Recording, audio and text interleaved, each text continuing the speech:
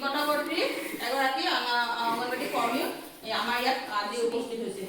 বিশেষকৈ মানে কথা হ'ল কি আজি সজাগতা সভাখন এইকাৰণে পতা হৈছে আমাৰ কিছুমান খাদ্যই শিশুসকলক বিশেষকৈ ক্ষতি কৰিছে। যিবিলাক খাদ্য খালে আমাৰ শিশুসকলৰ ক্ষতি হয় আৰু যিবিলাক খাদ্য খালে আমাৰ শিশুসকলৰ উপকাৰ হয়, এই সকলোবিলাক সামৰি আজি সজাগতা সভাখন আমি আহ্বান কৰিছোঁ।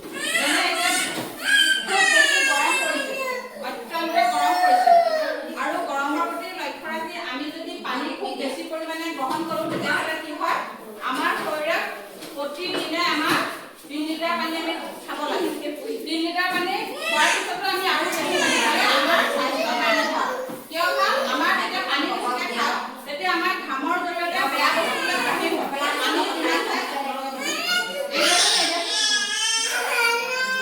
যিমান পানী খাওঁ সিমান ঘামিলে ঘামত আমাৰ শৰীৰত থকা বেয়া বস্তুবিলাক বাহিৰ হোৱাৰ লগতে আমাৰ কিছুমান বীজাণু বাহিৰ হৈ থাকে বা বেয়া বস্তুবিলাক শৰীৰৰ বাহিৰ হৈ থাকে। সেইকাৰণে আমি গৰমতে হওক ঠাণ্ডাটোতো খাবই লাগে, গৰমত বেছি খাব লাগে, ঠাণ্ডাতো ইমান বেছি পানীৰ প্ৰয়োজন নহ'লেও খাব লাগে।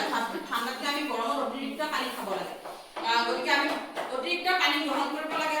অত্যাধিক চেনিযুক্ত বস্তু আমি পৰিহাৰ কৰিব লাগে। যেনে আমি অত্যন্ত মিঠা জাতীয় চেনিটোতো ডাইৰেক্ট চেনি দিয়া বস্তু, মিঠাবিলাক, চকলেটবিলাক, আকৌ আপোনাৰ আৰু ল'ৰা-ছোৱালীৰ যিবিলাক অপকাৰী বস্তু, এইবিলাক মানে চেনিযুক্ত যিবিলাক বস্তু, চেনি দিয়া যিবিলাক বস্তু আমি অত্যন্ত বেছিকৈ খোৱাটো আমাৰ শৰীৰৰ বাবে একেবাৰে ক্ষতিকাৰক। সেয়েহে আমি চেনিযুক্ত বস্তু আমি পৰিহাৰ কৰিব লাগে। আৰু আমি কি গ্ৰহণ কৰিব লাগে? আমি যিবিলাক বস্তু গ্ৰহণ কৰিলে আমাৰ স্বাস্থ্যৰ কোনো ক্ষতি নহয়, পুষ্টিকৰ খাদ্য আমি গ্ৰহণ কৰিব লাগে। যেনে কোনবিলাক পুষ্টিকৰ খাদ্য? দোকানৰ পৰা আমাৰ চিপছটো পুষ্টিকৰ খাদ্য কেতিয়াও নহয়। দোকানৰ পৰা আমাৰ এইবিলাক বটলত থকা জুচবিলাক কেতিয়াও পুষ্টিকৰ খাদ্য নহয়। আমি কোনবিলাক খাব লাগে? আমাৰ ঠাইতে পোৱা কচু, ঢেকীয়া, কলডিল, কাঁচকল আৰু বিভিন্ন ধৰণৰ কলমৌ শাক, ঢেকীয়া শাক, এইবিলাক হৈছে আমাৰ পুষ্টিকৰ খাদ্য। যিবিলাক খাদ্যত আমাৰ আইৰণ থাকে, যিবিলাক খাদ্যত আমাৰ ভিটামিন থাকে, যিবিলাক খাদ্যত আমাৰ প্ৰটিন থাকে, প্ৰটিন আমাৰ মাছ মাংস খাব লাগে, ডিম খাব লাগে।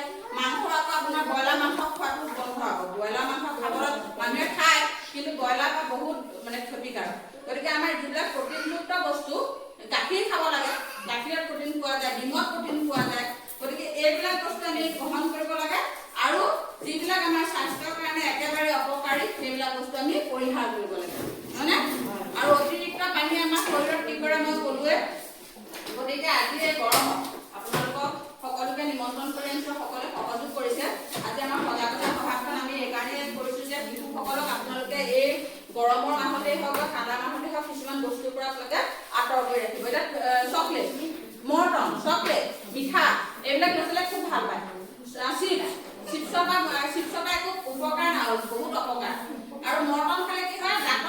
দাঁতত আমাৰ কি হয়? মৰ্টনৰ টুকুৰা যদি দাঁতত ৰৈ থাকে তেতিয়াহ'লে আমাৰ কি হয়? কিছুমান বীজাণুৱে তাত বাস কৰে আৰু সেই বীজাণুবিলাক বাস কৰি দাঁতৰ গুটিবিলাকত পোক লাগে বুলি কয়। আৰু সেই পোকৰ পৰা মাৰাত্মক ৰোগ হোৱাৰ সম্ভাৱনা থাকে, গম পাইছেনে? চিপছ হওক, চকলেট হওক, মৰ্টন হওক, বটলত ভৰোৱা বস্তুবিলাক, এইবিলাক জুলীয়া পনীয়া বস্তুবিলাক খোৱাটো সেইবিলাক আমাৰ ক্ষতিকাৰক। আপোনালোকে সেইবিলাকৰ মানে ল'ৰা-ছোৱালী আঁতৰাই ৰাখিব আৰু যিমান পাৰে চেষ্টা কৰিব, পটককেতো আঁতৰাব নোৱাৰে, ক্ৰমান্বয়েহে আঁতৰাব পাৰিব। এতিয়া চেনি আমি চাহত আমি চেনি নহ'লে খাব নোৱাৰোঁ, কিন্তু আমি বয়স অনুপাতে ক্ৰমান্বয়ে চেনি আমি কম কমকৈ একেবাৰে চেনি পৰিহাৰ কৰিব লাগে। আৰু একেবাৰে শূন্যকৈ পৰিহাৰ কৰিবও নালাগে। আকৌ যেতিয়া আমাৰ মানে শৰীৰত একেবাৰে কি বুলি কয় শুকাই নিৰ্ভয় তেতিয়াও অপকাৰ কৰে। কিন্তু আমি পৰিমাণটো কমাই পেলাই আমি যাতে আমাৰ শৰীৰৰ ক্ষতি নহয় তাৰ প্ৰতি লক্ষ্য ৰাখি আমি চেনি খাব লাগে।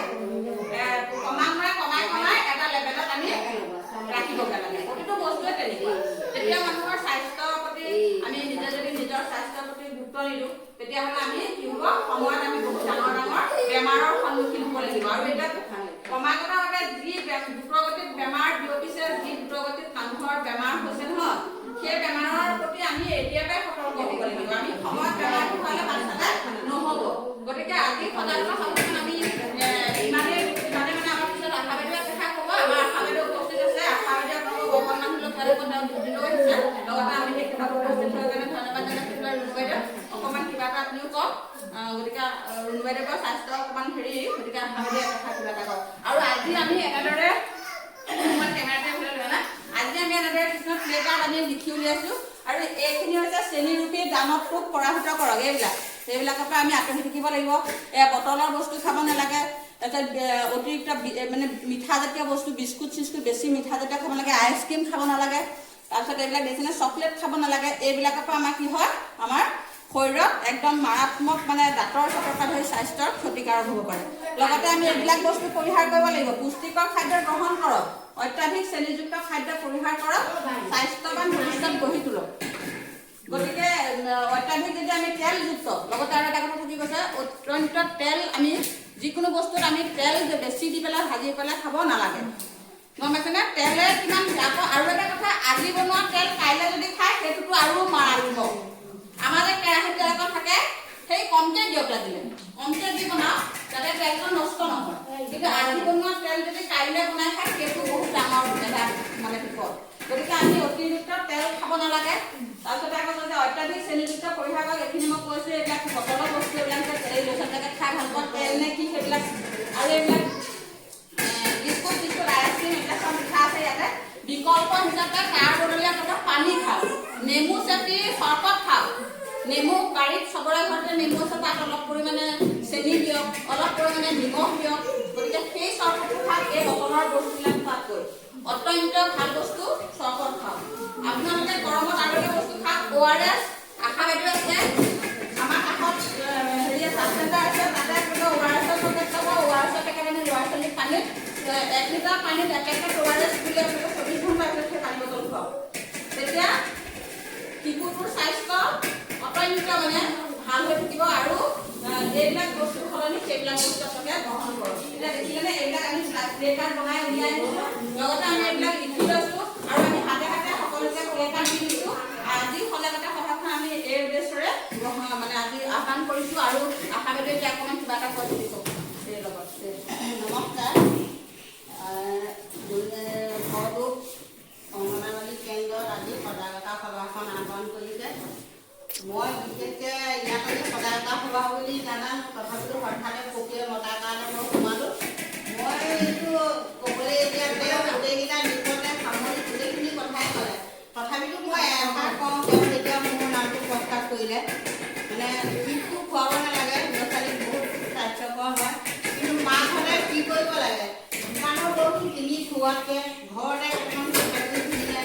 আজি এটা ঘৰত আমাৰ গাঁৱলীয়া ঘৰতে মই কৈছোঁ, আজি যদি পানী পিঠা এটা বনাই দিলে, কাইলৈ ভাপত দিয়া পিঠা এটা বনাই দিওঁ, কাইলৈ বেলেগ এটা বনাই, কেনেকৈ যদি মাকহঁতে ঘৰতে বনাই দিয়ে, মাকে বনাই দিয়া বস্তুটো ল'ৰা ছোৱালী বহুত আমেজ কৰে।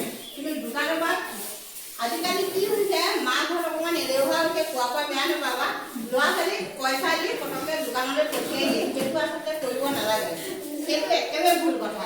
কিন্তু ঘৰতে তেওঁলোকে তৈয়াৰ কৰি ল'ৰা ছোৱালীক চবচোন বা হেৰিকেনে খাব লাগে, আমেজটো খাব নালাগে। বাৰীত যেতিয়া আম থাকে, আম কঁঠালৰ সময়ত মাকহঁতে আমটো আনি পেলাই জুচ অকণ বনাই দিলেও ল'ৰা ছোৱালীয়ে সেইটো খালে স্বাস্থ্যৰ কাৰণে উপকাৰীহে হয়। যেনে কঁঠাল জুচ বনাই পেলাই ল'ৰা ছোৱালীক খুৱাব পাৰে। ঘৰত তৈয়াৰ কৰা বস্তুটো মাকহঁতে শিশুসকলক খোৱালে কোনো অপকাৰ নহয়, উপকাৰহে হয়। মই বেছি নকওঁ, গোটেইখিনি দিন সামৰি আমাৰ সৌখী বৰাই ক'লেই আপোনালোকৰ আগত মই ক'বলগীয়া